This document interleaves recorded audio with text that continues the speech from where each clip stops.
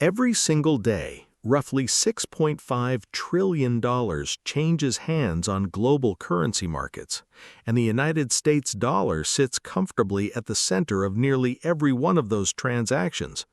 Oil is priced in it, gold is measured against it, and when a farmer in Brazil sells soybeans to a buyer in Shanghai, chances are the deal is settled in American dollars. Even though neither party speaks English, they speak the language of the dollar because it has become the global language of money itself. But there is something most people never stop to think about.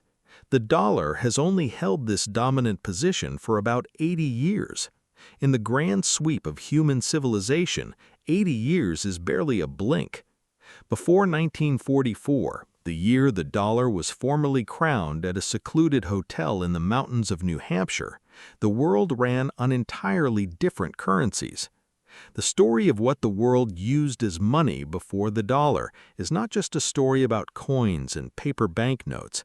It is a story about empires, wars, the massive debt, imperial overreach, or simply the emergence of a stronger rival. That trust erodes, the currency fades, and a brand new one takes its place.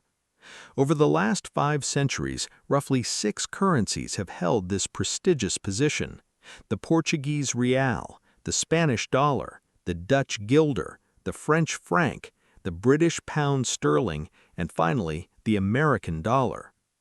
Let us start with what might be the most underappreciated chapter in monetary history, a coin so profoundly influential that it literally gave the modern American dollar its name. In 1497, the Spanish monarchs Ferdinand and Isabella introduced a sweeping monetary reform that would reshape global commerce for the next 3 centuries. They standardized a silver coin called the Real de Ocho, which translates roughly to the piece of 8. Each coin weighed about 25.5 grams of fine silver, maintaining a remarkable purity and consistency for the era. What made this Spanish dollar extraordinary was what happened next. When Spanish conquistadors began extracting staggering quantities of silver from the mountain mines of Potosi in modern-day Bolivia and from massive mines in Mexico, they did not just enrich the Spanish crown, they flooded the entire planet with a single, universally trusted coin. In the 1500s and 1600s, there was no internet, no wire transfers, and no central banking system linking nations together. Trade happened physically. Ships carried goods across vast oceans, and those goods had to be paid for with something tangible. The Spanish piece of 8 became that something, circulating across Europe, the Philippines, throughout China, the Ottoman Empire, and deep into the markets of Southeast Asia. It was the world's very first truly global currency. It was so dominant that when the United States declared independence and needed to create its own currency, Alexander Hamilton ordered a selection of worn Spanish dollars to be weighed at the Treasury, and that average weight became the direct basis for the new American dollar under the Coinage Act of 1792. By the early 1600s, however, the center of financial gravity was shifting northward to a small, waterlogged republic that had no silver mines and no vast colonial armies, but possessed something far more powerful: financial innovation.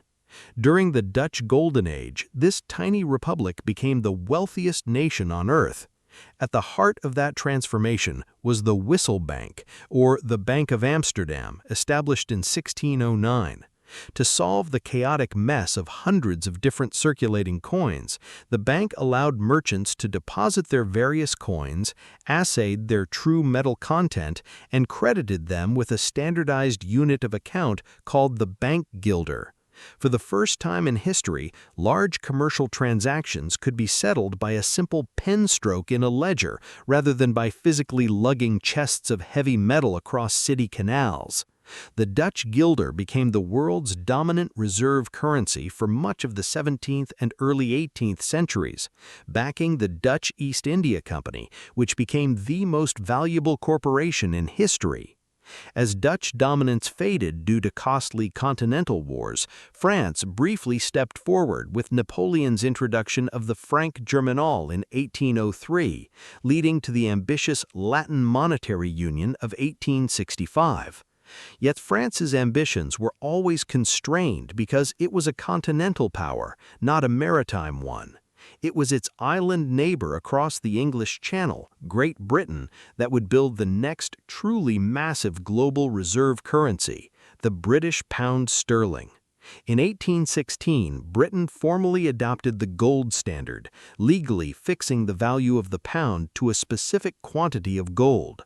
For much of the 19th century, British money was literally as good as gold. Britain was the world's largest economy, its largest trader, and its primary source of foreign investment. The pound's dominance was reinforced by an empire that covered a quarter of the world's land surface. If you wanted to participate in the global economy, you did business in pounds. Then, in the summer of 1914, the First World War shattered this elegant system beyond repair. Every major European power was forced to abandon the gold standard to print money and pay for the catastrophic conflict. Britain entered the war as the world's largest creditor and emerged as a massive debtor. The financial center of gravity shifted across the Atlantic to the United States, which had just created the Federal Reserve in 1913. America spent the war supplying goods to Europe and getting paid handsomely for it, completely reversing its international investment position. The transition was slow and messy, resulting in an unstable duopoly between the pound and the dollar during the 1920s, followed by the economic nationalism and monetary chaos of the Great Depression. The definitive turning point came in July 1944. While Allied forces were fighting through Normandy, delegates from 44 nations gathered at the Mount Washington Hotel in Bretton Woods, New Hampshire, to design the post-war monetary order. The British delegation, led by John Maynard Keynes, fought for a neutral international currency called the Bancor. But America, represented by Harry Dexter White, held all the financial leverage. In the final hours of the conference, a quiet alteration was made to the agreement's language, pegging global currencies directly to the United States dollar, which in turn was backed by gold at $35 an ounce. The dollar was officially installed as the undisputed anchor of the global economy. Though the gold backing was famously severed by President Richard Nixon in 1971 during the Nixon shock, the dollar survived as a fiat currency because the underlying infrastructure of trust, deep capital markets, a trusted legal system, and liquid government bonds was completely unmatched. Yet history provides a stark warning. Every single reserve currency in history was considered permanent by the people who used it, but their status lasted on average between 80 and 110 years.